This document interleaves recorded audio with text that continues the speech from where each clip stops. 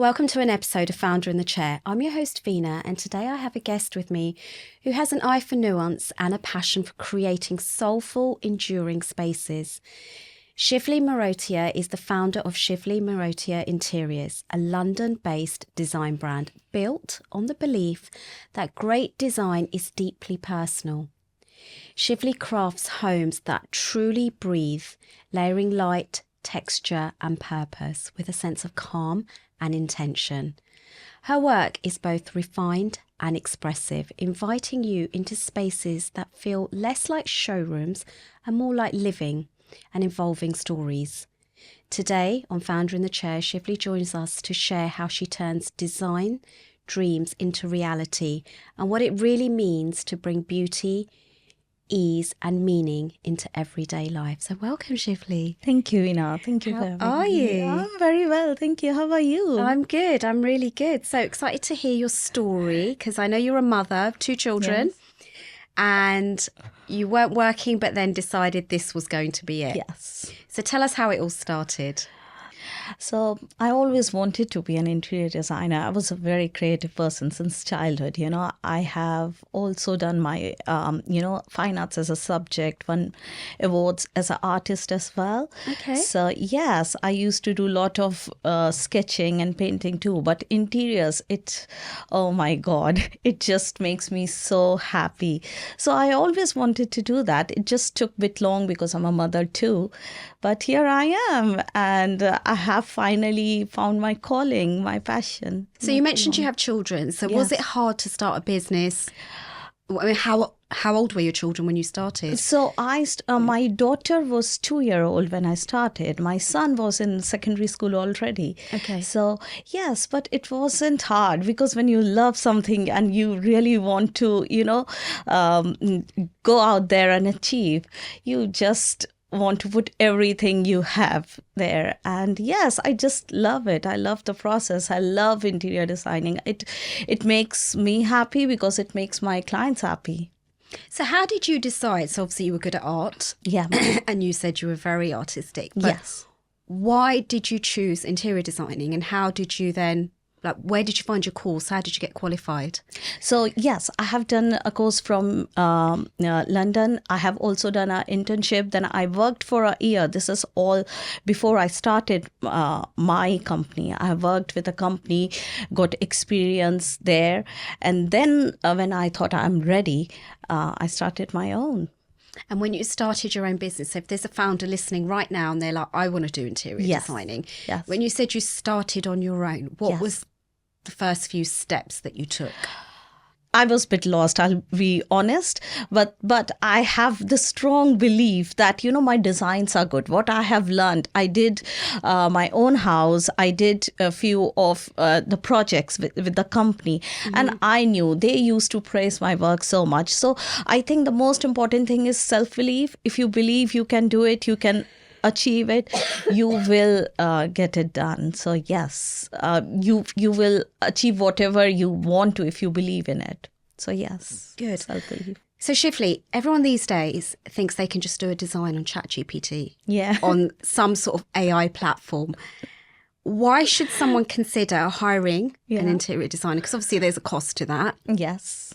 What value does a designer bring beyond what they could do on AI? Yeah. Well, my clients or people in general often get surprised what, interior design, what effect it can bring to your home. And it's not just about getting beautiful pieces. It's about, the calm, the comfort and the balance a designer can bring, because we look at the space holistically and the layout, the scale, the flow, how the light move through the rooms. All these elements support your lifestyle. Also, we take away the overwhelm. You have to make thousands of decisions in a project. And when we curate everything, the end result it's so effortless and so cohesive. So, and also, a few of my clients, they started on their own. They made those big mistakes. And then they said they contacted me earlier and they said, okay, sometimes you think we can save the fees. And then they come back to you saying that, okay, we can't do it because with ChatGPT, with Pinterest, with Instagram, it's so much available. But you don't know, will that work for your space? Will that work for your lifestyle? And, again, the trends these days, it keeps on changing. And people are like, okay, it looked good on Pinterest, but now we don't like it because, you need a design that nurtures your soul. You should feel that calm when you come from a hectic day.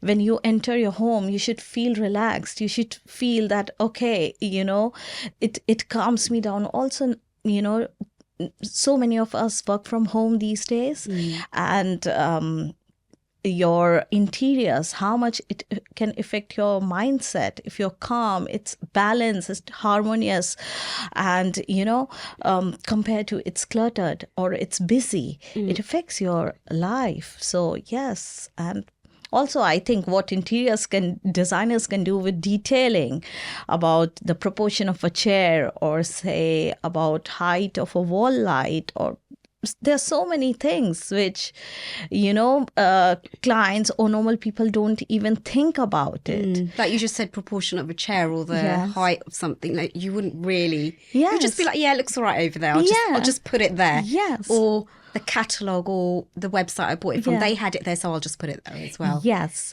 But that's what I explain it to my client. They say that, oh, we saw it on the showroom. It looks so nice, but it doesn't look good because that was designed again. The showroom was designed. So, yes. Interesting. So what does your creative process look like from the first meeting with you to the finished space? And how do you guide clients through each phase?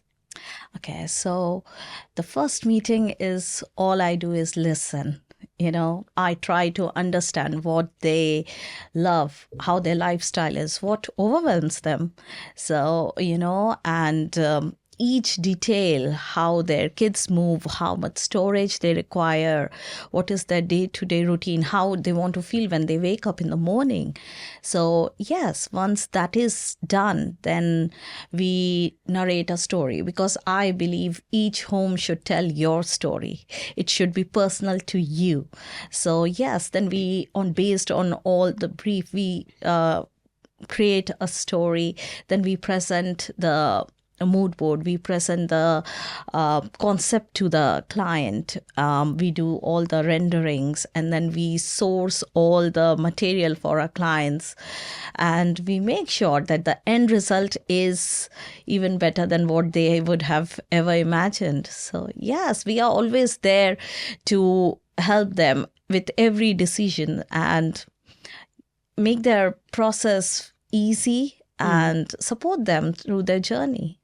So when you go there, obviously you're getting to know everybody, like you just said, the children, storage. Yes. And that's, I guess, really important because surfaces or kids drawing on walls or whatever, you're going to consider all of that. Absolutely, absolutely. When we go for a meeting, we make sure that kids are there. If there are, I have done projects where there are 3 generations living together. So we make sure that the grandparents are there, the parents are there, kids are there, and each have got their own, requirements and very different to another one. So yes, but we cater. That's why, we are there. It's all tailor-made for each family, because they are going to spend their, say, next 20 years there, and they should feel, I think the space should be personal to you, and it should feel timeless and truly lived in. Otherwise, if you follow the trend or things which look nice on social media,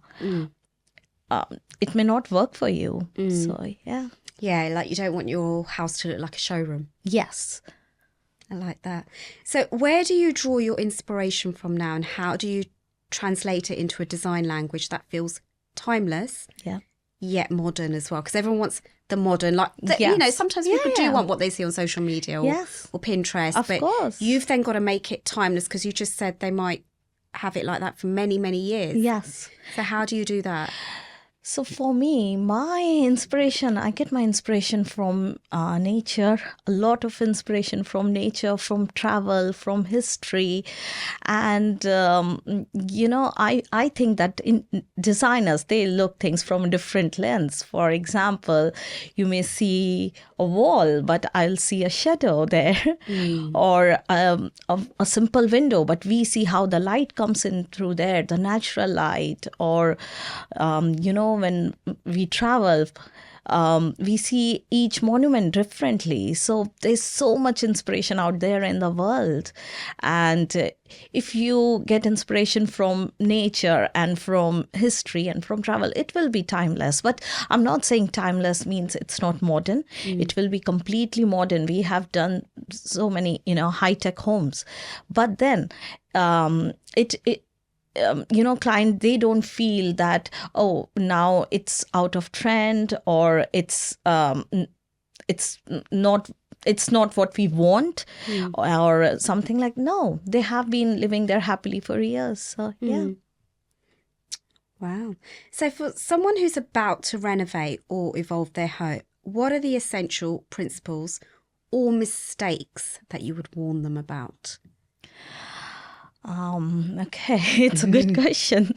I would say, people, when they want to renovate their house, when they start, they get really excited, they want to buy things. And I would say intention is more important than, excitement. You need to have a right intent, how you want to design it, what you want to do it. Just don't go mindlessly and buy things because it's looking nice. It is looking nice there, but it may not look nice in your space. Or, I also believe that editing is equally important as adding. We add so many stuffs, and it looks so busy. So yes, and I think plan your layout, plan the scale, plan the storage, plan everything, and make sure it flows well. Just don't go out there buying things and putting it there, or show it to your contractor and make it like this, make it like that, and then later, I've seen clients who just want to break it or rip off the wall art because this is not what they wanted. Because when you see an image or a reel, you just see one part of it on social media, but it's the whole house, a whole room we are talking about. So yes. So have you ever had nightmare clients who they decided they wanted something and Yes. then you've done it Yeah. and then they don't like it? Fortunately, never. Okay. Never. Because we take approval at every stage. We Right. do not proceed without client's approval. And then we show them the designs. We improvise. They get very happy that, oh, it looks better than the rendering. This has happened all the time, that it looks better than the rendering, but never that they haven't liked it. So when you present them with the mood board, Yeah. and for someone who's doesn't have an eye for things like that, Yeah. do they sometimes get a little bit overwhelmed by it all? So it's it's a process. First we discuss with them, then when we share the mood board, we share the material. It's a slow process. Then usually what I do is I share a brief. When they read it, they are ready to accept it, what I'm going to present that. And if they don't like it, we do revisions. There's no problem with that. We provide them 2 or 3 options as well for the same space, and then they can pick from it. There will be few changes. Of course, it can't be perfect. Sometimes it is, but not all the time. So we are more than happy to do the revisions. I think what we do is we work to make our clients happy, because it's very important, because we will move out of the project when it's done. They are going to stay there for next 20 years, or 30 years. So they have to be happy. They should feel happy. So as a founder, as a female founder with 2 young children as well, and a husband and a home to run herself, if there's someone listening thinking, oh my God, I just can't do it. I've got kids, I've got a husband, I've got a home to run. Yeah. What advice would you give someone listening right now who really just wants to start their business? Yeah.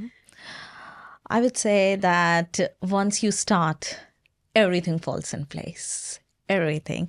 And if you love it as much as I do, of course, if you're thinking to start something, you have to have a passion, you have to love it. But I think consistency is the key. Yes, I know passion is very important, you have to love it, but you have to do it every day, because business and passion are two different things. You have to make money as well. If you're a founder, you have to be a successful businesswoman too. So for that, consistency is the key. So, okay, so you said you do your own social media. Does that take a lot of time? It does. It does. It is okay. a lot of effort. But if you want to be seen, if you want to make progress, and if you want to make money, you have to do it. And what's your favorite platform? Where do you get the most work? So I promote a lot on these groups, Facebook groups. Okay. And then it's Instagram, also networking. But I think once people see your work, they contact you. And then, I think you have to take over from there. And not all leads will convert. But you have to, I get so many messages every day. But also, I think as clients, they decide whether they want to go with a designer or not. I think designers should decide it too, because the process becomes very smooth if both have got mutual respect. So that is very important. And it's really interesting you say that. It's not just about always getting the business. Sometimes you have to say no. Yes, as absolutely. a founder That as is well. more important. I think saying no is more important, because what's the point to take a project? And for these are big houses we do. It's for you have to be with the client for 6 to 8 months. And if you're not comfortable there and there's a conflict again and again. And I think both client and designer, you come to know in your first meeting whether you're going to go well or not. There will be some friction. Of course, you are there with them for a 6 months. And it's stressful decorating. Yes, it is. Like, it is I just have a room painted and I'm getting stressed out with it. It is. And when we work and they have got their contractor there, they have got their architects there, and I have to go and I have got my own team. But then if they say, no, we don't want your team, we just want you, and I have to work with them, it takes some time to build trust. They can't trust me immediately. But the best part, which I have experienced for all my projects, there is a lack of trust in the beginning. And when, by the end of the project, most of my clients are like, when we have a meeting and we have a discussion, they say, oh, you can do whatever you want. We trust you. Oh, go ahead, do whatever you don't ask us. You can order it. Yeah. And I'm like, oh my God, look at that. When we started, they were like so different. And then, I think the best feeling is when they say you will be the first guest in a house to have a meal, because this is what you have done. It makes me so happy. I was just going to say, you must end up making friends with a lot of them. Yes. 6 to 8 months making their home. I make friends with them once the project is done. It's good that we stay professionals when we are doing, because then it becomes really difficult. If your client becomes your friend, you can't have that straight talks with them. So once the project is done, yes, of course, we are very good friends. So, but not during the process. I love that. So if someone's listening and they want you to do their interior designing, or someone just wants to contact you to say, how did you start? What courses did you do? How do we get in touch with you? Oh, you can DM me, you can text me, you can contact me on Instagram, you can email me. I'm always available, quick with my response. So what's your social media handle? So it's Shivli Marothia Interiors.